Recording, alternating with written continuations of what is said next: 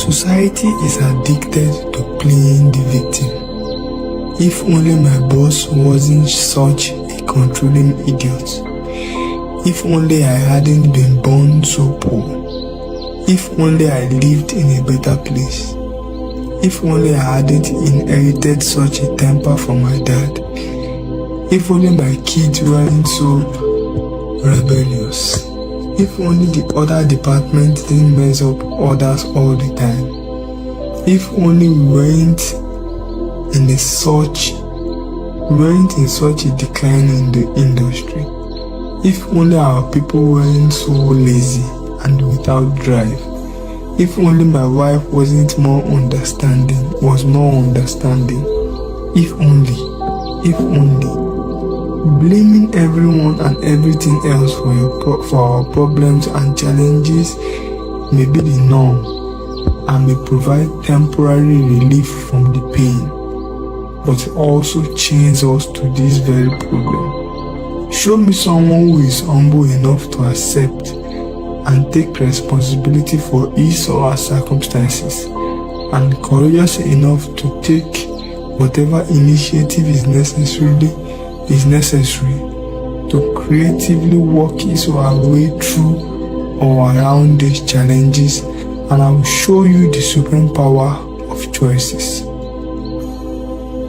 Another problem we face in our generation is hopelessness. The children of blames are cynicism and hopelessness.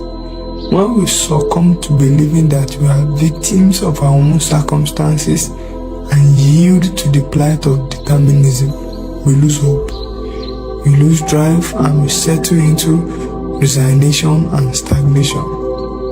I am a pawn, a puppet, a cog in the wheel, and can do nothing about it. Just tell me what to do. So many bright and talented people feel this and suffer the broad range of discouragement and depression that follows. The survival response of popular culture is cynicism. Just lower your expectations of life to the point that you aren't disappointed by anyone or anything. The contrasting principle of growth and hope throughout history is the discovery that I am the creative force of my life. I will say that again. You are the creative force of your life. Another problem is lack of life balance. Life in our cell phone society is increasingly complex, demanding, stressful, and absolutely exhausting. For all our effort to manage our time, do more, be more, and achieve greater efficiency through the wonders of modern technology, why is it we increasingly find ourselves in the thick of things, subordinating health, family, integrity, and many of the things that matter most to our work? The problem is not our work, which is the sustaining energy engine of our life. It is not the complexity or change. The problem is that our modern culture says, go in earlier, stay later, be more efficient, live with the sacrifice for now. But the truth is that balance and peace of mind are not produced by this. They follow the person who develops a clear sense of his or her highest priorities and who live with focus and integrity towards them. We move on to the next problem we face in our generation. Our culture teaches us that if we want something in life, we have to look out for number one. It says life is a game, a race, a competition, and you better win it. Schoolmates, work colleagues, even family members are seen as competitors. The more they win, the less there is for you. Of course, we try to appear generous and cheer for others' successes, but inwardly, privately, inwardly and privately. So many of us are eating our hearts out when others achieve. Many of the great things in the history of our civilization have been achieved by the independent will of a determined soul. But the greatest opportunity and boundless accomplishment of the knowledge worker age are reserved for those who master the art of will. True greatness will be achieved through the abundant mind that works selflessly with mutual respect for mutual benefits. Few needs of the human heart are greater than the need to be understood, to have a voice that is heard, respected and valued, to have influence.